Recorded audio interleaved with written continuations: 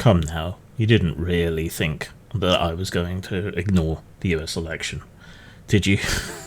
I have an interest in politics, so I'm afraid you have to put up with that if you follow me, albeit I have moved away from that in somewhat recent years.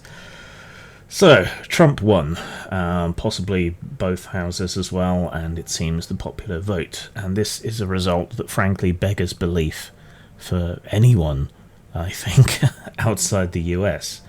For all the manifest weaknesses on the Democratic side of the aisle,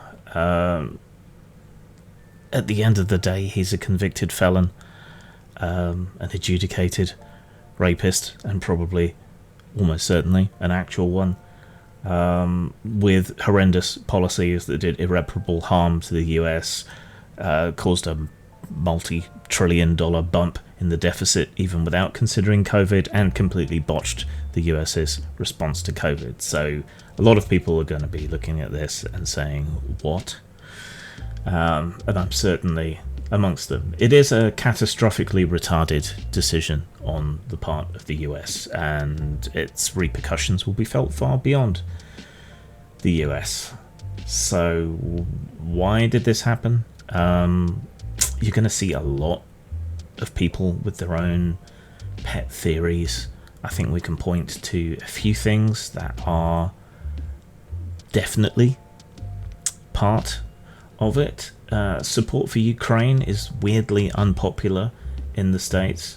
Foreign wars always have been, I guess, until it has become sufficiently obvious that the US needs to be involved.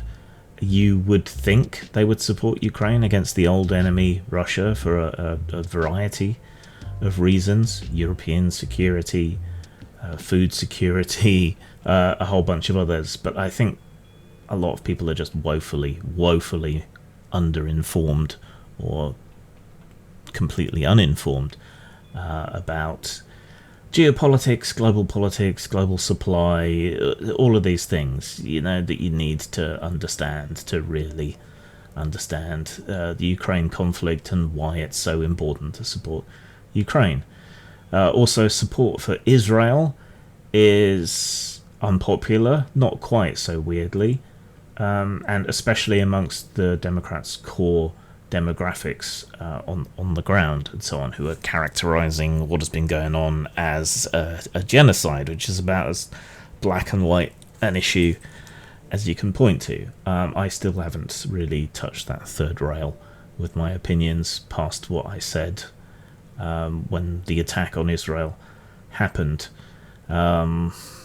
Unclear how things are going to go there, but probably even more license and freedom for Israel to continue, honestly, rather than any sort of break upon what they're doing. So kind of self-defeating. I think a lot of this is down to misinformation, low information, and no information voters. I think people have consistently underestimated how much the online brainworms really affect people, and that's an issue that is not going to get addressed during the Trump presidency, but maybe the rest of the world can start really taking misinformation and disinformation seriously, and hopefully that won't mean too much of a crackdown on free expression. In the meantime, it seems obvious to an extent that it's the economy, stupid. Not that Trump, the failed businessman, has ever been particularly good on the economy. He did blow a multi-trillion-dollar hole in the US economy, largely to give tax breaks to the already wealthy. So that was kind of pointless. And if he does do even 10% of the stuff that he has been talking about, he will wreck the recovering economy that he has been gifted. Tariffs, not very good for the end consumer because it's you who ends up paying more. Not very good for other countries that trade with the US either, even allies like the UK, if tariffs are imposed on them.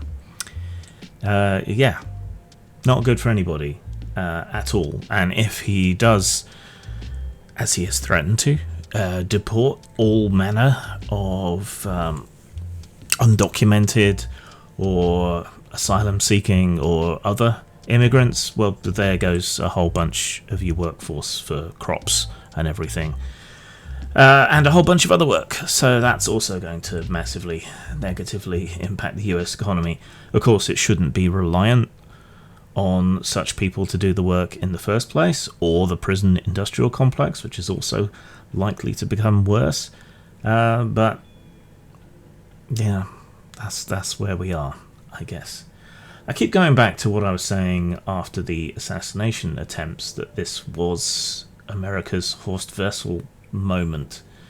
And I was relieved to be proved wrong when Trump's popularity didn't get much of a bump.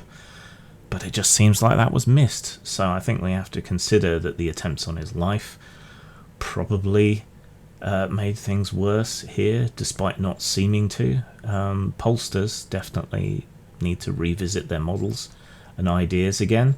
Again, I think they're missing out on the online brainworms.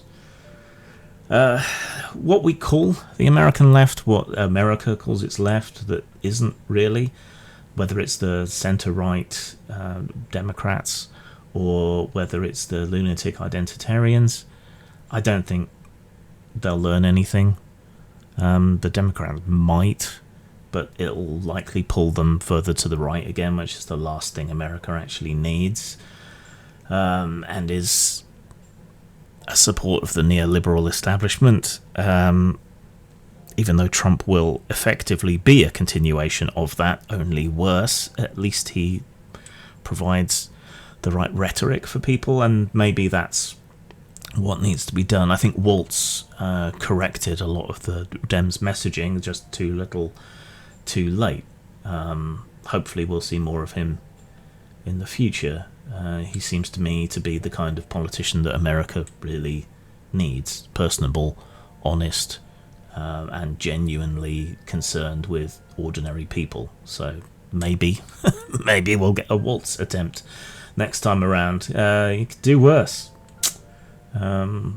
But yeah, as for the sort of identitarian movement, the pseudo-left, as I have taken to call them, I doubt they'll learn anything. I expect they'll just double down.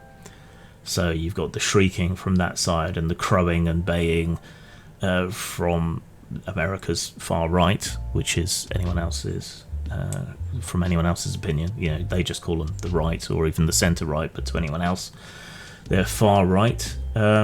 Both aspects are deeply cringe and extremely annoying. I keep going back and looking as to why I wasn't that bothered in 2016 by Trump, but why I am now and what has changed.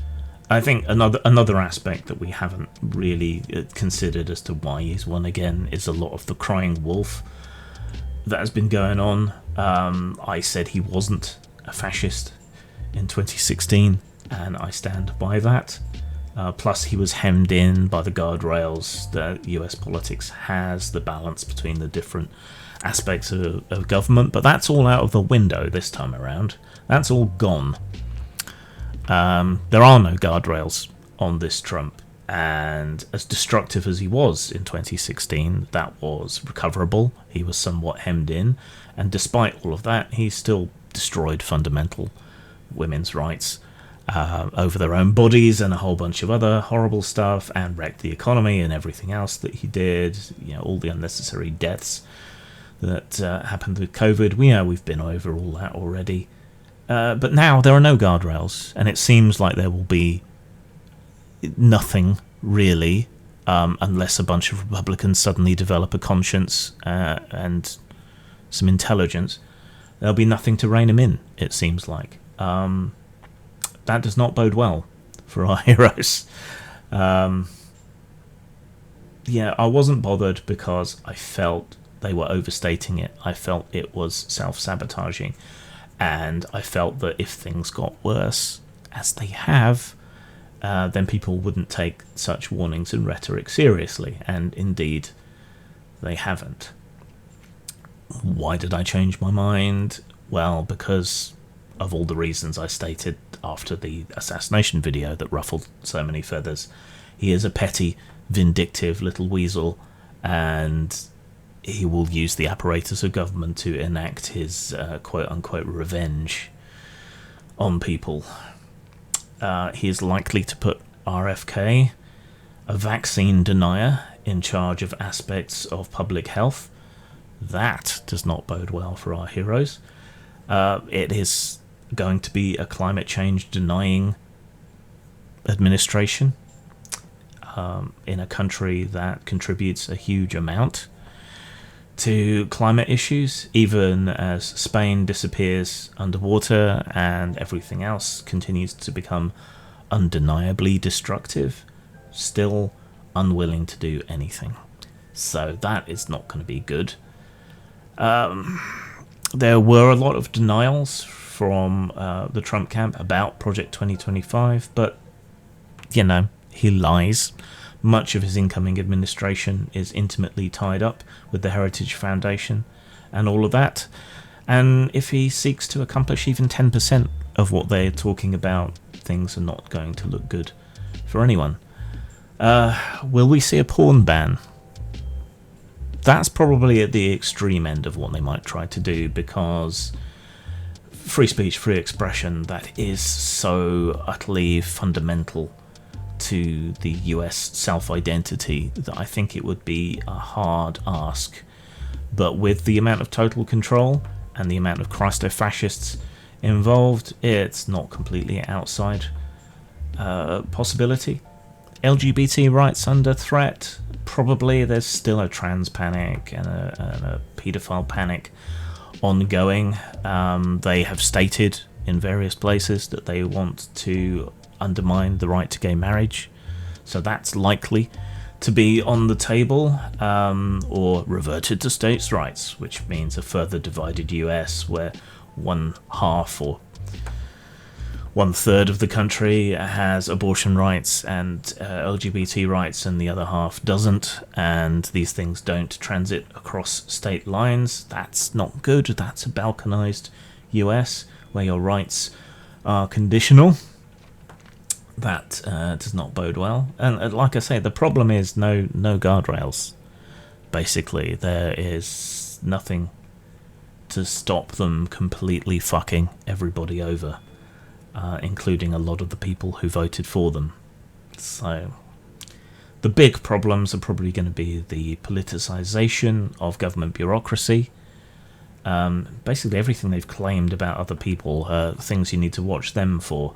Like all this bleating about the deep state, well, they're going to install a deep state by politicizing all of the bureaucratic positions and appointing Trump cheerleaders to everything. So that's not good. America's reputation abroad is going to be annihilated for a second time, just when it was starting to be built back up. I don't think Americans understand exactly how laughable, how lol-cowish they look with Trump as their head. Just how much of a millstone or an albatross he is. And I don't think they care. Again, that's kind of American insularity that has plagued the nation since its inception, really, failing to understand how America is intimately and meaningfully tied into the rest of the world, and that always comes back to bite them in the end. Internationally, this is going to have emboldened Iran, Russia, North Korea, and China. Last time, Trump's appeasement and cheerleading for dictatorial despots helped contribute to the onset of the Ukraine war. What's going to happen this time? Taiwan? It's not completely out of the question. I find myself in a weird position in that I think Europe really needs to rearm, and I think the UK needs to look at its defence spending, even though we already meet and exceed our NATO requirements. I think we're going to have to spend more, and I can only hope that that is spent in such a way as to be redistributive. Most people will swallow it and hold their ire if you're taxing for defence for whatever reason. Most of the time that's pointless, but if America can't be relied on at all as part of an alliance or an ally, then you have to look to that, and that does not make peace any more likely. Quite the opposite. Japan also looks pretty vulnerable if the US can't be asked anymore and can't be relied upon, so it's going to be a lot more of a dangerous, nasty impoverished world for a lot of people. Yeah, this is not good. I am worried for my friends. A lot of you will consider that laughable, but I have a lot of people who work in the adult industry who are my friends. I have a lot of friends who belong to various minorities that are under threat, perhaps not as catastrophic threat as they believe, but still under threat. A lot of people are absolutely terrified, and I can understand where they're coming from, because there are no brakes on this Trump train, and a lot of people have been tied to the tracks. We'll see, I guess. I reckon I'll just throw myself into hedonism and ignore the world for 4 years, and hopefully we come out safely the other side. But Americans are going to get what they voted for, good and hard. Zang.